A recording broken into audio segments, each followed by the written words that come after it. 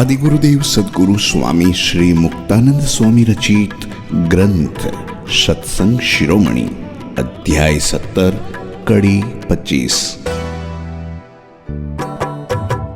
सब व्रत सब तीरथ फल जेहूँ, पुण्य समूह एक संगते हूँ।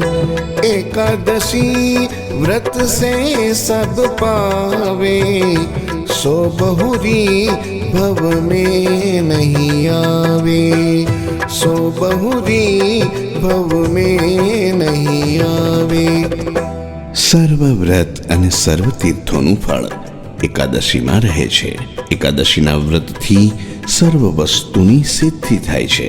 એકાદશીના વ્રતથી ભવ ભટકણ સમાપ્ત થઈ જાય છે।